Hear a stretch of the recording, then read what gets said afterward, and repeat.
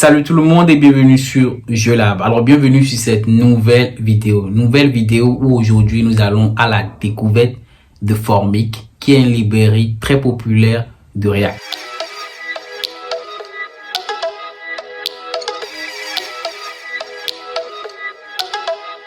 Alors bref parenthèse, si c'est pour la première fois que tu accèdes à la vidéo, tu sais ce qu'il y a à faire. Tu t'abonnes, tu likes la vidéo. Et surtout, tu nous rejoins sur Discord pour partager ton expérience, voilà, et rejoindre aussi la communauté JeuxLab. Alors, c'est quoi Formic en réalité? Formic, c'est une librairie très populaire au fait de React qui nous permet au fait de gérer tout ce qui a rapport au formulaire. On utilise essentiellement Formic ici pour pouvoir gérer tout ce qui a rapport à notre formulaire, c'est-à-dire comment au fait vérifier les données entrées au niveau de notre formulaire, comment gérer au fait les états au niveau de notre formulaire, comment au fait envoyer des données via l'API au niveau de notre formulaire et plein d'autres choses. Donc cette vidéo essentiellement au fait c'est lié au fait à une petite frustration que j'ai eu au fait lors de mes débuts lorsque j'apprenais au fait le React. Il faut dire qu'au niveau des React, il y a la notion de use state, ok? Use state, c'est-à-dire les états. On stocke des états. Donc à chaque moment, je stocke des états au niveau de mon formulaire avant de les enregistrer. Donc je me suis posé la question, mais au lieu de faire ça à chaque fois, est-ce qu'il n'y a pas une manière au fait plus simple de pouvoir le faire? Et je suis tombé au fait sur cette librairie là, Formic. J'ai fait des recherches assez poussées là-dessus. On va voir ça automatiquement sur mon ordinateur tout à l'heure avec un cas pratique. Ok, là où on va créer un formulaire et on va voir comment Formic il arrive à l'utiliser. Donc si vous êtes prêts, on passe à mon ordinateur pour voir un peu tout ça. C'est parti. Donc, avant de commencer au fait pas directement au fait coder, nous allons nous intéresser essentiellement pour cette première partie aux clés essentiellement que Formic permet au fait de pouvoir au fait utiliser. Formic en réalité, comme je l'ai dit précédemment, c'est une librairie très populaire au niveau de React qui vous permet de pouvoir simplifier la gestion des formulaires. Il dispose de plusieurs points clés qui sont quand même très importants qu'il faut connaître avant de se mettre au fait à coder comme d'habitude. Donc ici essentiellement, la première clé c'est par rapport à la gestion des états. En réalité, Formic vous permet au fait de gérer au fait tout ce qui a rapport aux états de votre formulaire. C'est-à-dire, lorsque vous détectez une modification au niveau de votre formulaire, lorsque vous détectez que l'utilisateur est en train d'entrer une information au niveau d'un input, Formic vous permet au fait de pouvoir gérer cela. Ça, c'est la première partie.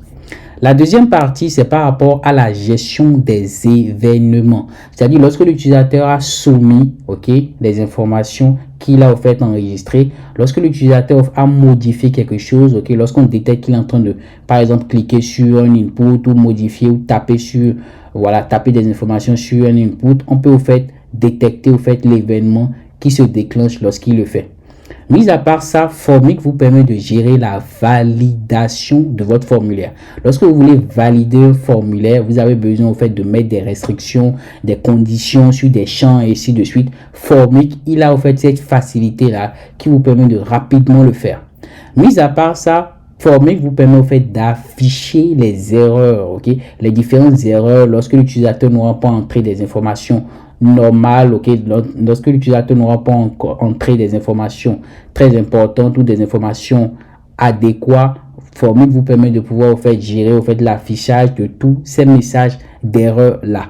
Et en dernière partie, Formic vous permet au fait de gérer aussi la soumission des formulaires. C'est-à-dire lorsque vous soumettez votre formulaire, Formic vous permet de pouvoir récupérer des informations ainsi de suite. Donc, passons maintenant un peu à la documentation de Formic et on va voir comment ça se passe. Donc, là, par exemple, je me rends au niveau de la documentation de Formic, et je vais directement venir sur la partie Get Start.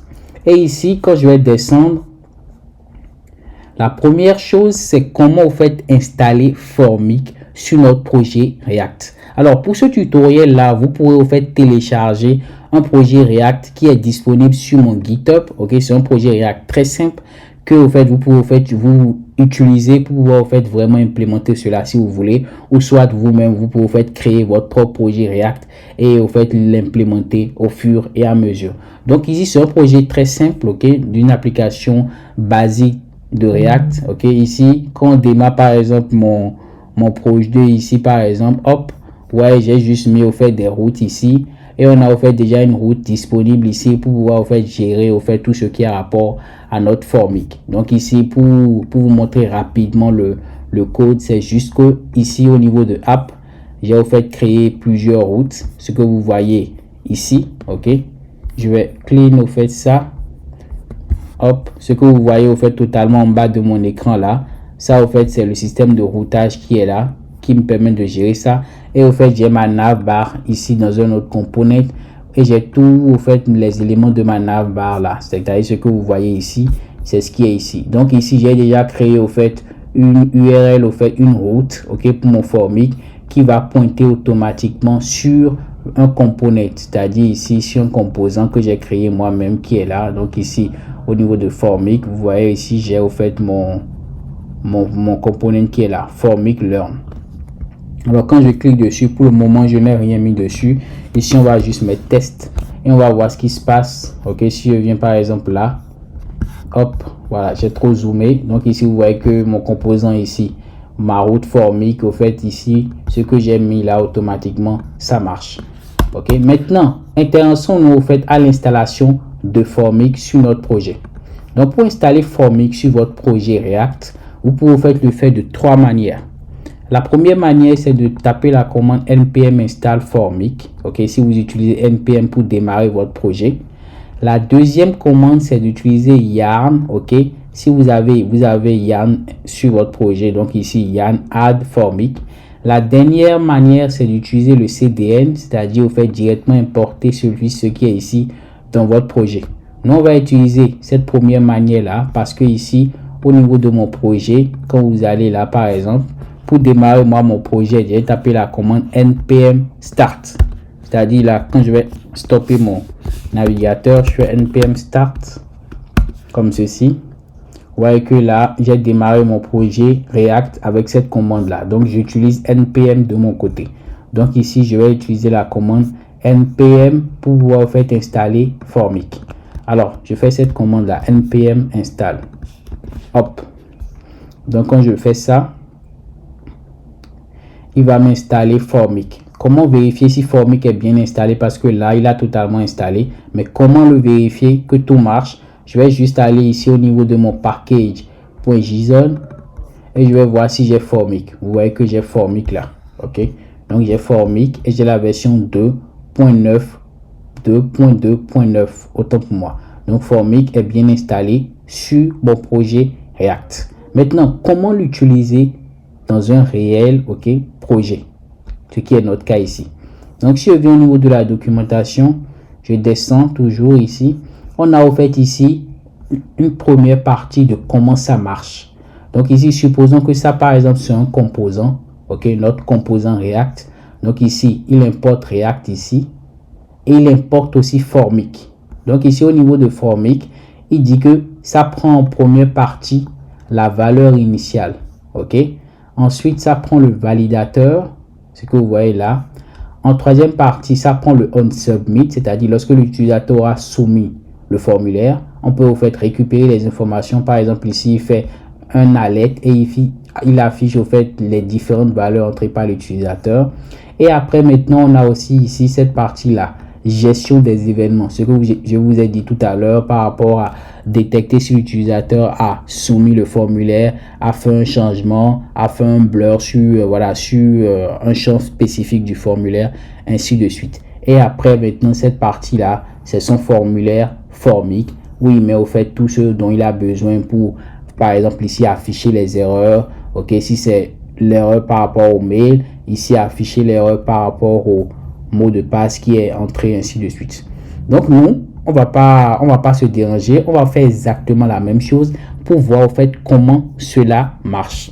Donc par exemple, moi je me rends au niveau de mon projet là, je me rends au niveau directement du composant qui m'intéresse et on va essayer de l'implémenter ici pour voir comment ça se passe. Première étape ici, c'est d'importer Formic.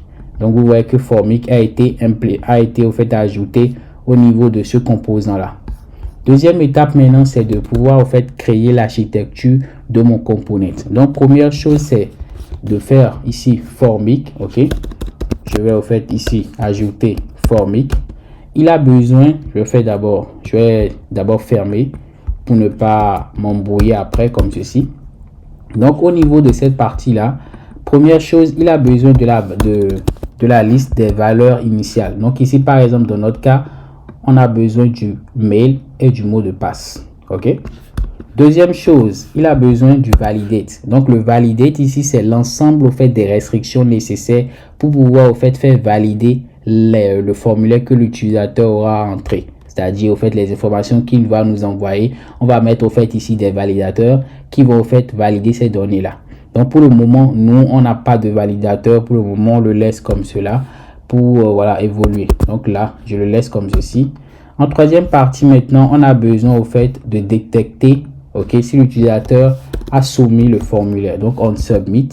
Donc on submit ici, dans notre cas ici, on stocke au fait la valeur du formulaire. Et ici, on a au fait la possibilité de pouvoir au fait détecter si l'utilisateur a soumis ou pas. On peut modifier cette variable là, le set submit. Donc c'est pas le plus important pour le moment.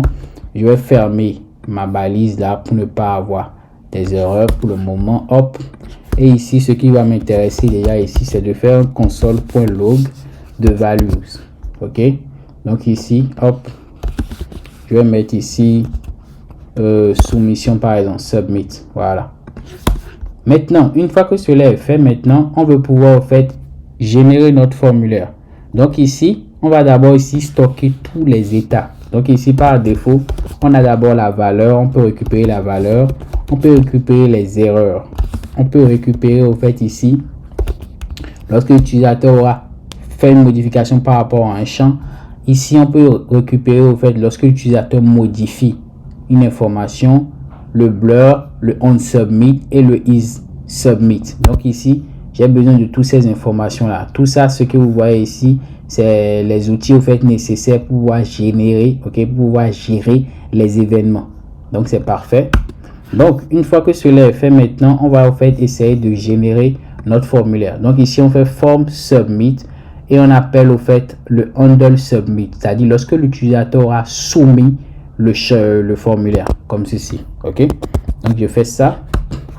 Donc ici, la première chose dont j'ai besoin essentiellement ici, c'est au niveau de mon input. J'ai besoin d'un input qui va me permettre de pouvoir récupérer, par exemple dans notre cas ici, de pouvoir récupérer le mail. Donc ici je vais mettre input, type mail par exemple, le name, le nom du mail.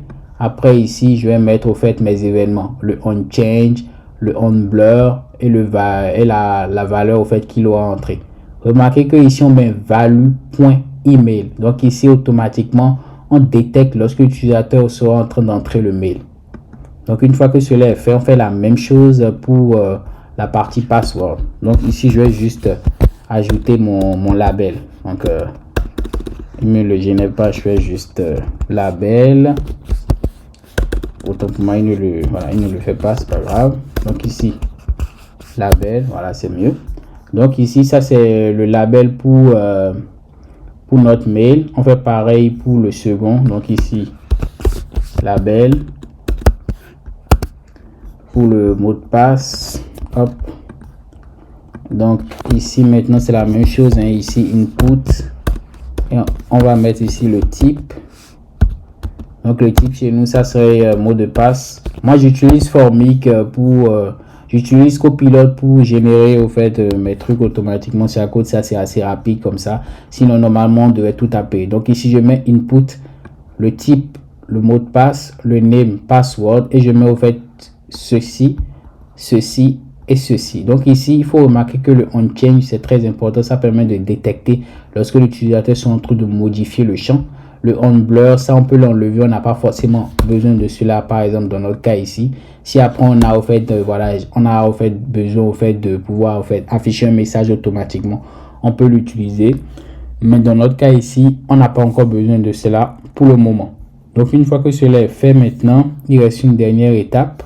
C'est la partie soumission au niveau de notre formulaire. Donc ici je vais mettre juste le bouton submit. Je ferme ça. Voilà, je vais zoomer pour qu'on puisse bien voir.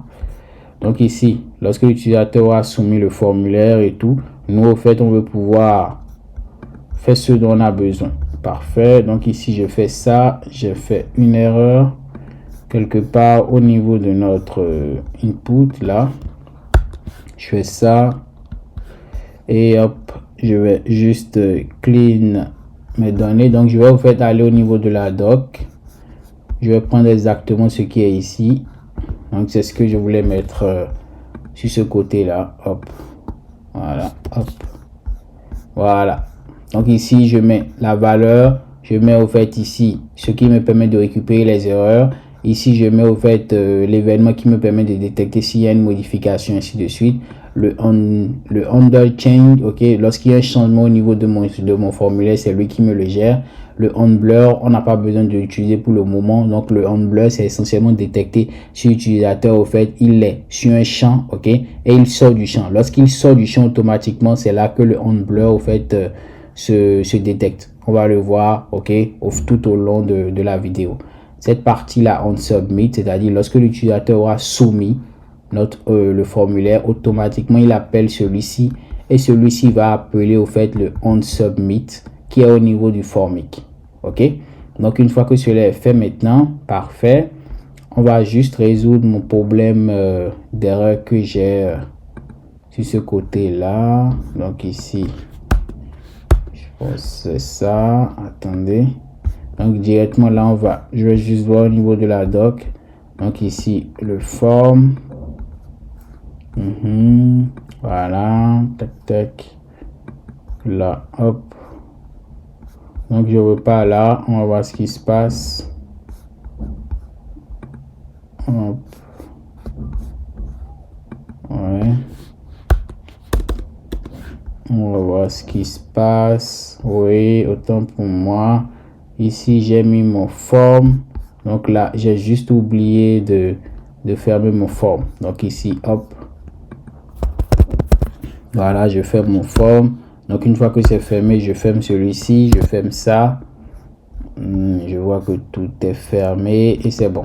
Ok, donc une fois que c'est bon, maintenant on va tester cela. Je viens maintenant au niveau de mon projet React. Ok, je vais juste mettre ici test et ici je vais mettre aussi test et je vais au fait faire inspecter pour voir ce qui se passe. Donc ici déjà sur submit il va me faire une erreur, sur soumet au fait il va me faire une erreur parce que ici l'email ça ne correspond pas à un email et au niveau de mon champ ici ce que j'ai mis c'est type email, c'est à cause de ça bug. Si je mets par exemple ici test, ok, et je repars là, je fais submit, vous remarquez qu'au niveau de ma console ici on a au fait les informations entrées par l'utilisateur. Ok, on a le mail et on a le password. Donc si par exemple je modifie comme ceci, je fais submit, ok, je vais là par exemple, vous voyez que là il a bloqué le champ parce que ici au niveau de ma soumission j'ai mis au fait un disable si ça a été soumis. Ok, c'est à cause de ça cela au fait a bugué automatiquement, c'est-à-dire il m'a au fait grisé au fait automatiquement ce champ là. Donc ici à chaque fois qu'il détecte que j'ai soumis mon formulaire, qu'est-ce qu'il fait en réalité? Il utilise le onSubmit. Ce onSubmit là, il au fait ici automatiquement, il appelle cette fonction là qui m'affiche la valeur ici dans ma console. Donc ici quand je repars, je vais juste enlever le disable là pour ne pas au fait à chaque fois qu'il me bloque. Après hop, donc ici je fais ça, quand je fais submit, vous voyez qu'automatiquement j'ai les informations. Quand je fais aussi ici test submit, j'ai les informations, ainsi de suite. Je fais ça, j'ai les informations. Ok, parfait. Donc ici une fois que cela est fait, maintenant on va voir au fait comment afficher les messages d'erreur, parce que ici par défaut normalement ici il doit entrer un mail, mais ici il en teste et ça passe.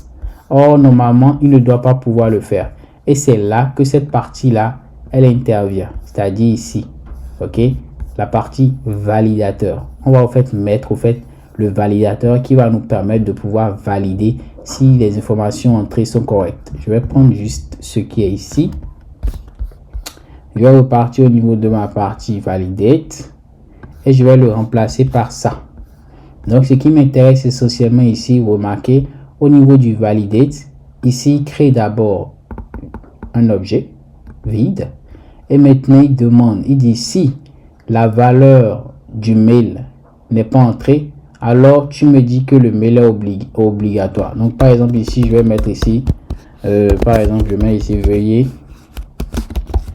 entrer votre mail. OK? Donc, ici, sinon, si il entre le mail, alors tu vérifies si l'information qu'il a entrée correspond vraiment à un mail. Si ça ne correspond pas à un mail, alors tu m'affiches, voilà, le mail entré n'est pas valide. Donc ici, je peux mettre par exemple ici, le mail entré est invalide. OK? Donc ici, une fois que cela est fait, maintenant, il me retourne les erreurs. C'est tout. Donc, sinon, on veut un peu pousser ça. OK? Mis à part ce que lui, il a géré par exemple ici. Sinon, on veut le pousser au fait ici. OK? On veut au fait ajouter aussi le champ password, parce que nous, on a au fait deux champs. On a l'email et on a le mot de passe. On peut dire aussi ici, par exemple, si l'utilisateur n'entre pas le mot de passe, alors ici, tu lui dis veuillez entrer votre mot de passe. OK? Maintenant, s'il entre le mot de passe, mais on veut par exemple ici, lorsqu'il entre le mot de passe, on peut vouloir vérifier sur le mot de passe ici. Hop. Sinon, si, OK, ça, le mot de passe est inférieur à 8, alors on veut pouvoir lui dire par exemple ici, OK, password. On lui dit par exemple ici, le mot de passe doit comporter, voilà, au moins 8 caractères. Parfait. Maintenant, une fois que c'est fait, OK, je repars ici. OK, et je recharge. Hop, je fais ça. Je fais ça. Hop, vous remarquez que là, par exemple, j'arrive pas à soumettre. C'est-à-dire ici, je clique, mais rien ne se passe au niveau de la console. Parce qu'en réalité, il ne passe plus dans mon on submit. C'est-à-dire, il ne revient plus ici. Parce que le validateur bloque. Mais le problème, c'est que ici, c'est vrai que ça bloque. Mais comment l'utilisateur saura que ça bloque? Il faudrait lui afficher un message d'erreur là. Donc, pour afficher le message d'erreur, on repart aussi au niveau de la doc ici. Je descends. Vous voyez que c'est cette partie-là qui nous permet de gérer ça. C'est-à-dire, lorsqu'il y a une erreur, automatiquement, tu détectes l'erreur et tu me l'affiches. Donc, si on prend cette partie-là comme ceci, et je repars au niveau de mon formulaire, je descends par exemple ici. Je vais afficher l'erreur du mail. Je le mets là. Je vais afficher l'erreur par exemple du mot de passe aussi. Comme ceci. Je le mets ici. Donc ici, pour le mot de passe, je vais mettre password au lieu de mail. Je fais ça. Et aussi ici, je fais ça. Hop. Je sauvegarde tout ça et c'est parti. Vous remarquez que ici, par exemple, quand je vais valider, OK, ici, il me dit le mail est invalide. Pour le mot de passe, ça passe.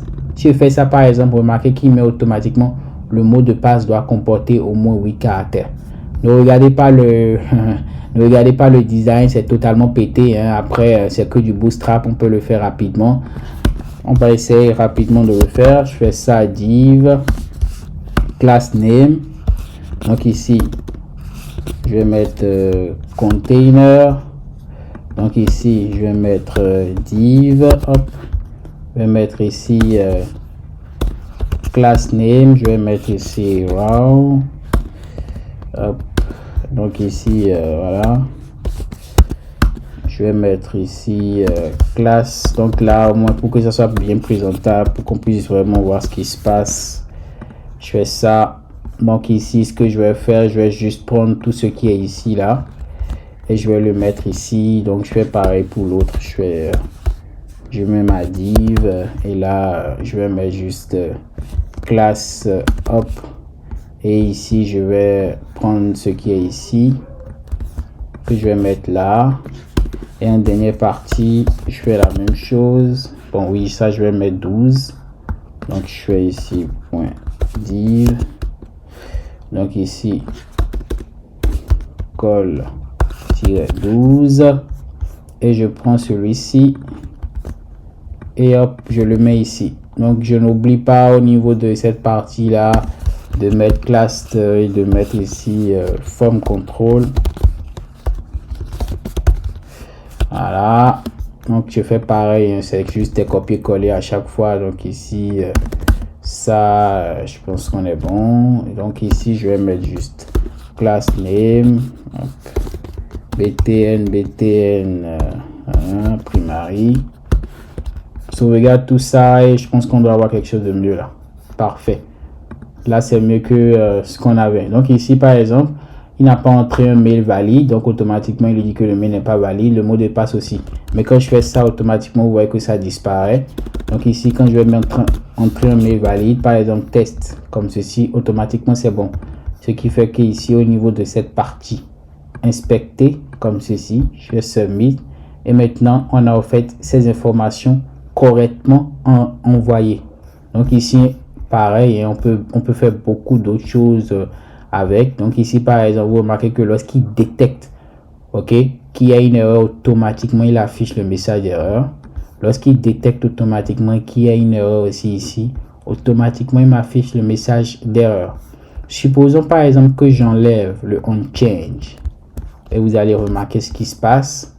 Ici par exemple je ne pourrais plus entrer des informations. Vous voyez, je tape sur ma souris mais il n'arrive pas à envoyer, j'arrive pas à supprimer ici. Mais ici par exemple je peux enregistrer parce que il y a le onChange là. Quand je vais remettre le onChange ici et je vais l'enlever d'ici comme ceci, vous allez remarquer que ici j'arrive à entrer, mais ici par exemple je suis bloqué, j'arrive plus à entrer.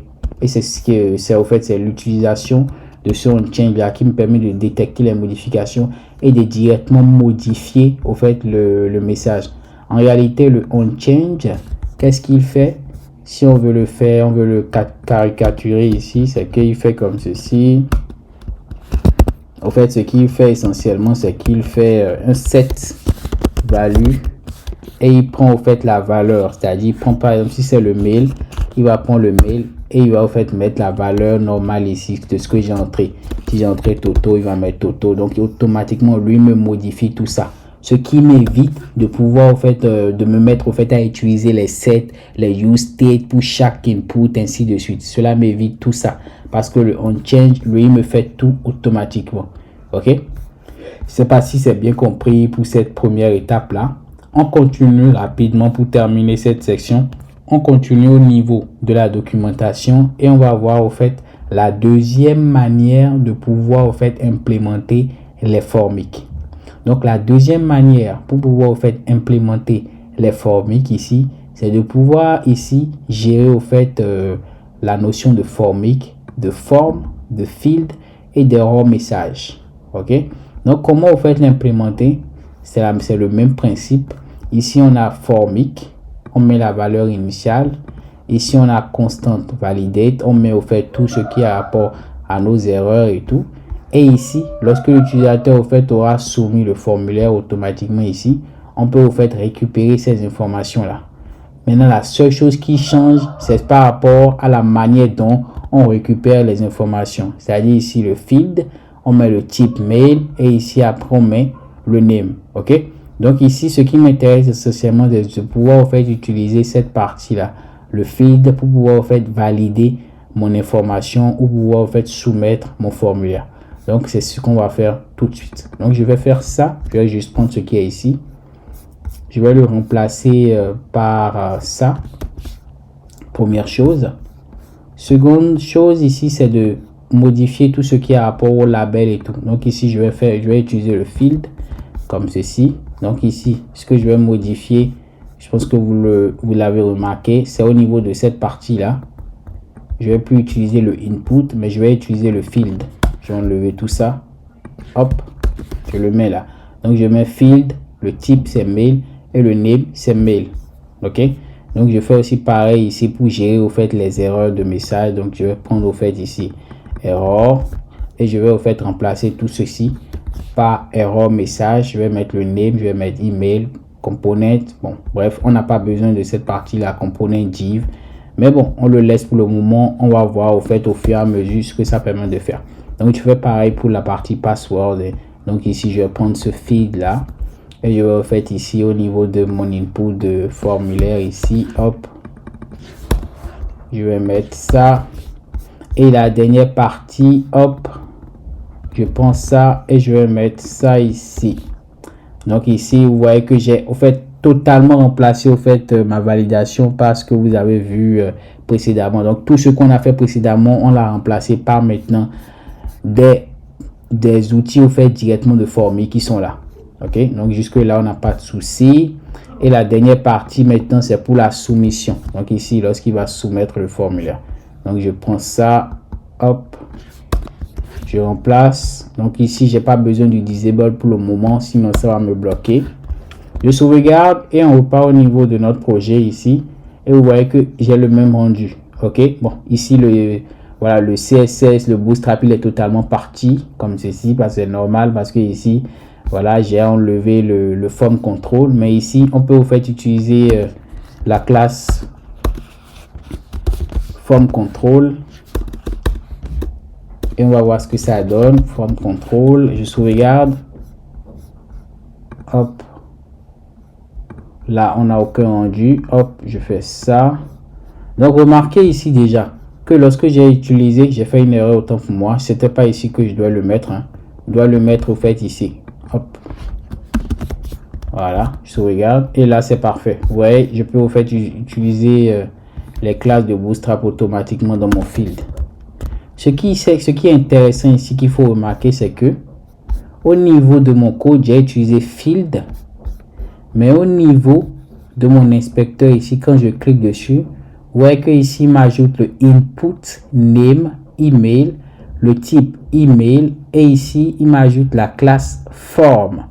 Donc ici, à défaut d'utiliser le input, ok, vous pouvez faire utiliser le field et lui fera tout le reste pour vous. Donc en réalité, le field que j'ai écrit là, c'est comme ce que j'ai fait précédemment en utilisant le input et tout ça. Donc ici, le field, c'est un composant directement de Formy que vous pourrez au fait utiliser. Donc ici, error message qui est ici qu'on a au fait importé, on peut maintenant l'utiliser ici et c'est lui qui va nous gérer tout ce qui a rapport aux erreurs. Donc ici, on met error message, on met le nom du champ et après maintenant, lui il va nous gérer ça. Donc si par exemple ici, je fais, vous voyez que automatiquement ici il me dit veuillez entrer le mail. Si je fais comme ceci, vous voyez que ici il me dit veuillez entrer le mot de passe, ainsi de suite. Donc ici par exemple, si je viens au niveau de Bootstrap, ok, je mets valide. Je vais mettre un valide, par exemple ici, message, voilà, comme ceci. Je vais juste chercher le message lorsque par exemple l'utilisateur va entrer quelque chose qui n'est pas valide, pour pouvoir en fait prendre exactement le CSS. Par exemple, c'est classe valide back, ainsi de suite.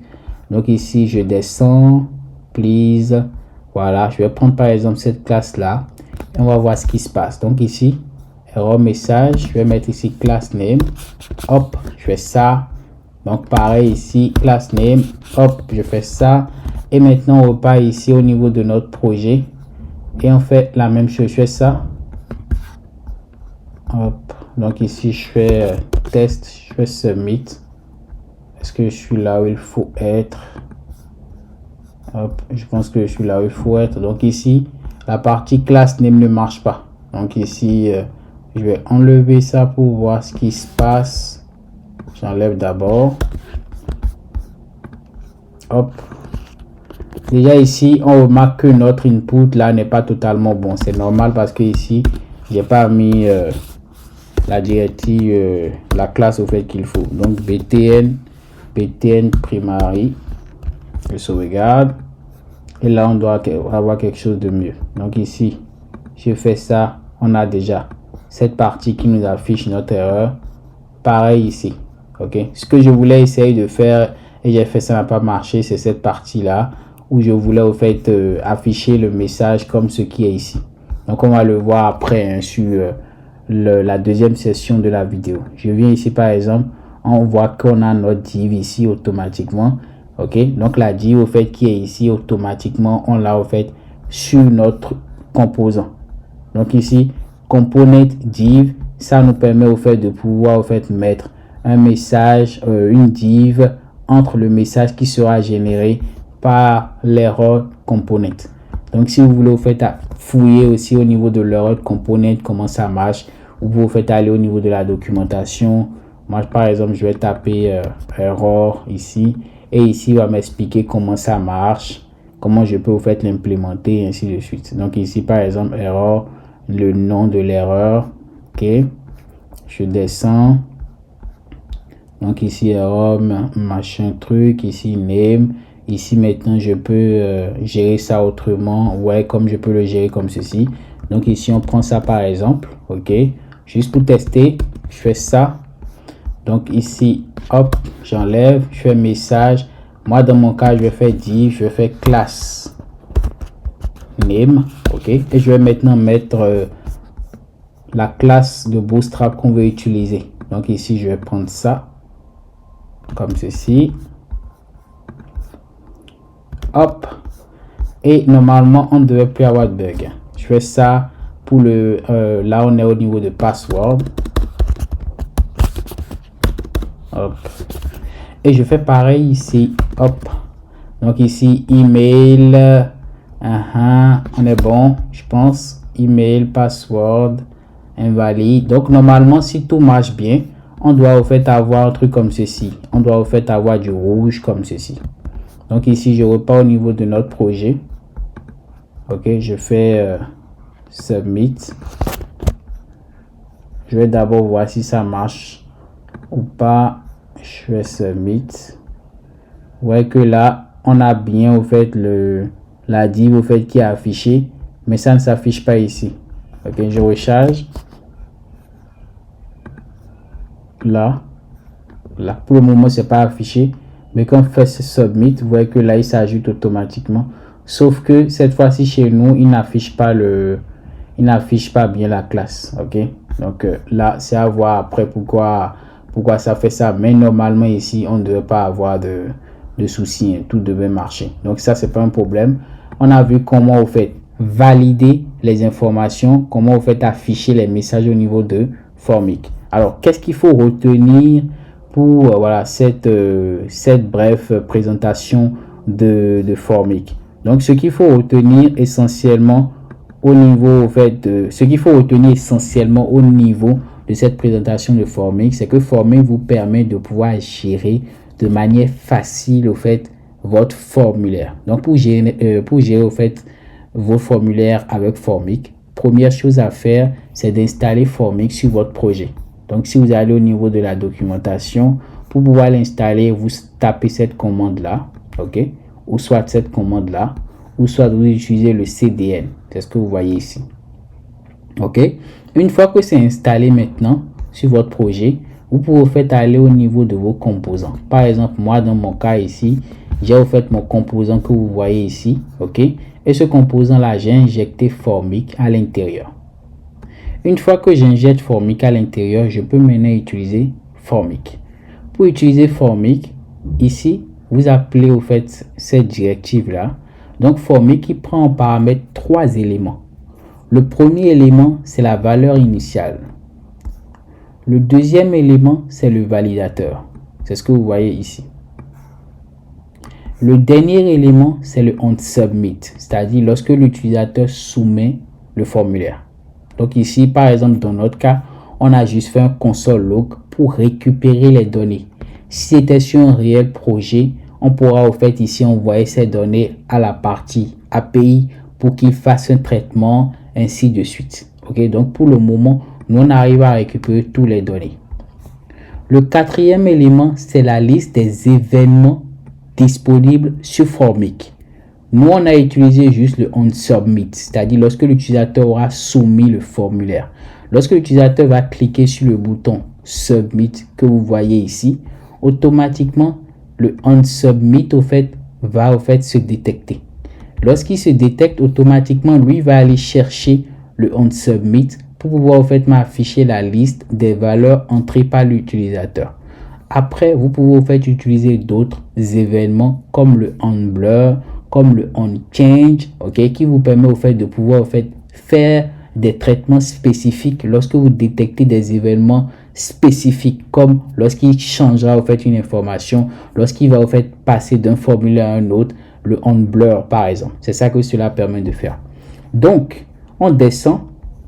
Ici maintenant, on veut pouvoir en fait générer nos formulaires. Pour générer nos formulaires, Formic utilise la notion de field. Les fields, c'est l'équivalent de input au niveau d'un projet HTML. Donc ici, on a fait la partie input tout simplement. Et cette dernière partie, on a utilisé les fields. Vous avez remarqué qu'au niveau de notre terminal, au niveau de notre projet, ici, lorsque je viens au niveau de mon inspecteur de code, le field que vous voyez ici, là, il est remplacé automatiquement par le input. Donc, la première partie que je vous ai montré, on avait utilisé l'input. Et maintenant, la deuxième partie, on a utilisé le field.